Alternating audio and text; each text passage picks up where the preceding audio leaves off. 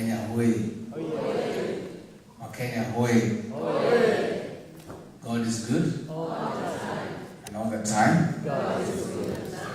Thank you very much. We are very pleased to have this conversation with our people. I really want to thank you for creating time to come and meet with us, share a meal and have a conversation. We don't take it for granted. It was a very short notice. You are all very busy people in your own right, and getting time to come and listen to us and have a conversation with us is indeed a very great honor. First and foremost, I want to bring you greetings and warm regards from our leader, the President of the Republic of Kenya, Dr. William Samoei Ruto. He has asked me to pass his love and his greetings. He was supposed to come for the summit on food systems transformation, but because of exigencies of duty, he delegated that function to me. And as it were, he directed me, like he does anytime he sends me out of the country, to make sure that despite how tight the schedule is, I create time to have an engagement with our people. The reason why we try all the time, whenever we travel out of the country, to meet our people, is because that's what our whole leadership is all about. It's about the people of Kenya. We think Kenya, we sleep Kenya. Our whole life and chemistry is around the Kenyan people. And we are elected by the people. So it's really about the people of Kenya. So even as I've come here to Rome to meet the world, to talk about food systems, transformation in matters financing, my only interest in the conference that I've attended today and tomorrow and the day after is about Kenya and the Kenyan people. So it wouldn't make sense to meet foreigners and other people to push Kenya's interest when you have not met the people of Kenya whom you are working for. I want to say thank you very much to our ambassador and her team for the warm welcome. The team has really taken very good care of us. And if that is the way the ambassador takes care of you, then I think you are good people. We have had a very nice time, and despite a very heavy schedule, she has really, with her team, made us feel very comfortable and very welcome. And our engagements today have been well planned, well thought out, and they have been seamless. I'm here in Rome to represent President William Ruto to discuss with the world about food systems transformation. You know our country, our economy is driven 80% by agriculture. And you know how important food is to all of us. While you are out here in Italy working, first and foremost is to put food on the table. Other things follow. Am I right? So we are talking about food. And in our country, we have a very serious challenge because of the negative effects of climate change.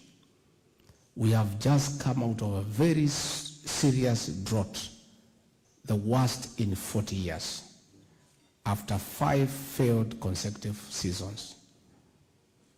We had a serious food deficit. We could not get maize.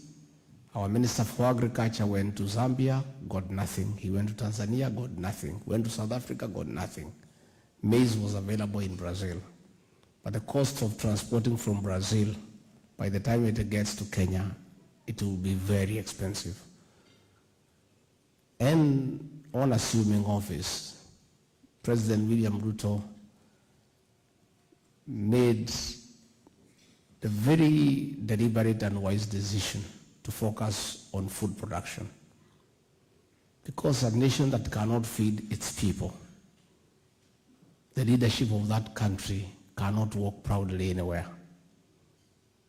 By the time we came into office, the cost of fertilizer, 50 kg bag, was 7,000.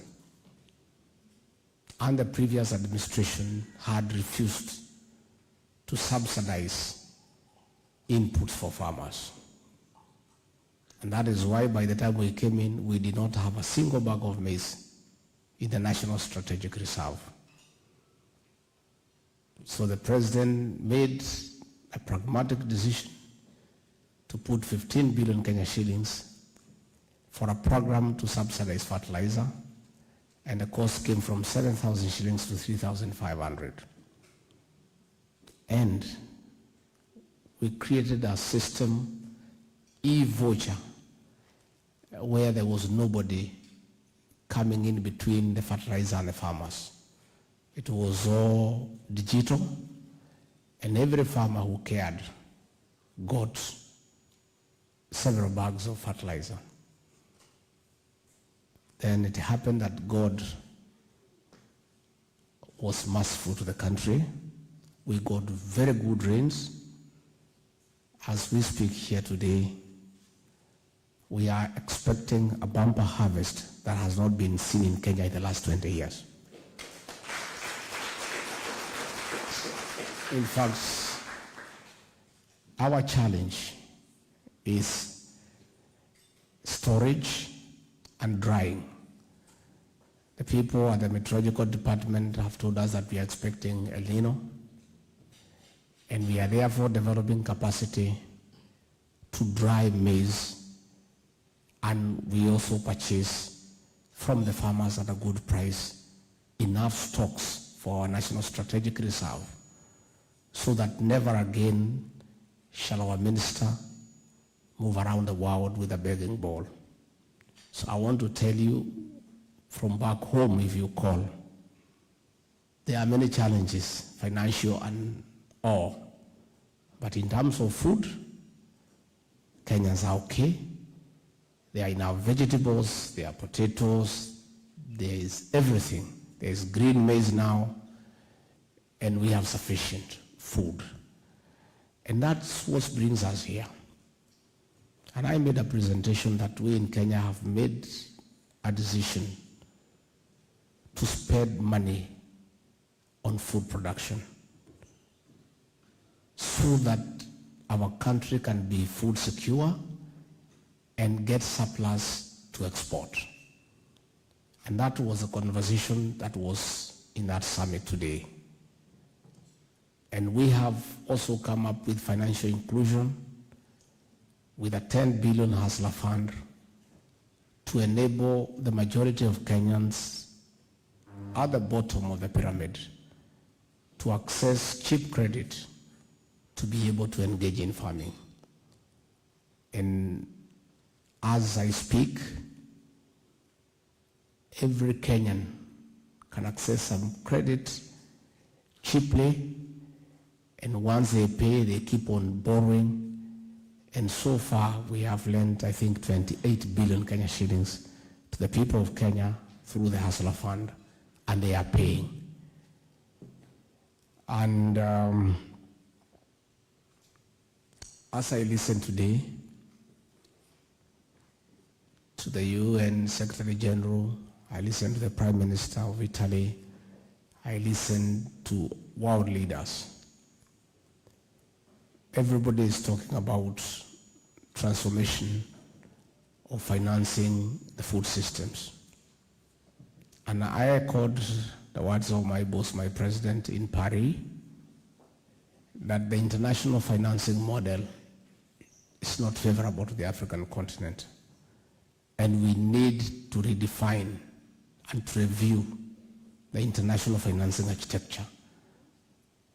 As it is parasitic. It's a parasitic relationship. And the African continent is at the mercy of the developed world. And that conversation we must continue. so that we can get some equity, some equality, some fairness in matters financing.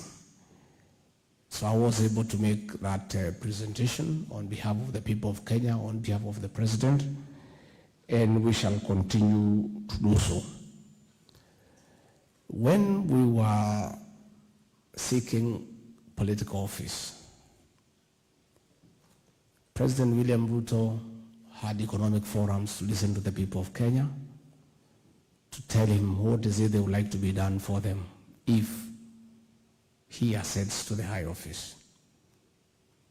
One of the economic blocks was the diaspora. And in the countries that he traveled, the people living out there say they would want a dedicated ministry to deal with the matters diaspora. And that is why, on being elected, the President created the State Department of Diaspora Affairs under the larger Ministry of Foreign Affairs. And this ministry is not just to address your concerns. The concerns that have been raised with me here since I came yesterday about consular services, about what the student has raised, you want some reasonable accommodation and all that. That is why that department has been set up. But most importantly, the diaspora people are critical in our economic development. Why do I say so? Long time ago, coffee was #1 foreign exchange earner for the country, followed by tea. Then it was overtaken by tourism. As we speak today, the remittances to Kenya from the diaspora bloc is #1 foreign exchange earner for Kenya. Ahead of tourism, ahead of tea, ahead of coffee. So, as I look at you here, I see money for my country. I see hard currency. And that is why we want a conversation. Because you people are not going to live here forever. You don't live here forever. This place is good. Even looking at you, you look nice, you look beautiful, you look okay. But east or west, home is best. Through the State Department of Diaspora, we want a conversation on how government can guarantee investments back home for people in the diaspora. We are all aware of most of you have been conned money by friends and by relatives. You send money to your brother to build your house. They take photographs of the neighbor, they keep on sending you. The day you come home, you have no home, and there is nothing you can do because that is your brother. Is that not the case? So we want to create a diaspora fund guaranteed by the government, similar to treasury bonds and treasury bills, where the people of diaspora can invest back home and you earn interest and good interest, so that as you come home, your savings are intact. We want to create a mechanism of how government can guarantee property developers who can develop properties for the people in the diaspora without being conned and in a transparent and a forthright manner. That conversation is ongoing. We want to interest the people of diaspora on affordable housing. The government has a very serious program to put up 200,000 houses every year. And that is 1 million houses in our term. We want the people in the diaspora with their earnings to take mortgage on affordable housing in a project guaranteed by government to buy yourself a home, so that when you do retire and come back home, you don't have to deal with the landlords. You go to your own home. So that program is ongoing, and we gave that job to Roslyn Njogu, who is diaspora. Her accent tells you that we got her from the diaspora. See, if I'm the one who was appointed PS diaspora, you would reject me. Because me, I'm a village guy. So, and it's getting on well. The student who spoke here said that you want us to get you jobs back home. No, I'm a truthful man. I'm a truthful man. We have 6 million young people at home who have no jobs. As we speak, the president has given Roslyn a deadline, together with the Ministry of Labor and Social Protection, to get us 1 million jobs out here, so that those characters can come here. So please, my dear student, don't have any idea to come back home. Tafadhali na kuomba, wacha tukae na shida yetu pale. Usikuje kutuongeza hiyo shida. So let's look for opportunities here. Let's look for opportunities here. We already want to bring 1 million from home to join you and elsewhere. Ama unataka nimundanganya iko kazi? Si ni mzuri kusema ukweli. And I can tell you, we are going to succeed. The reason why, I came yesterday with the Emirates, and in the cabin crew of about 10 people, 4 were Kenyans. If you go to Dubai, in every hotel there are 2 or 3 Kenyans. Reason? Kenyans have got good work ethics.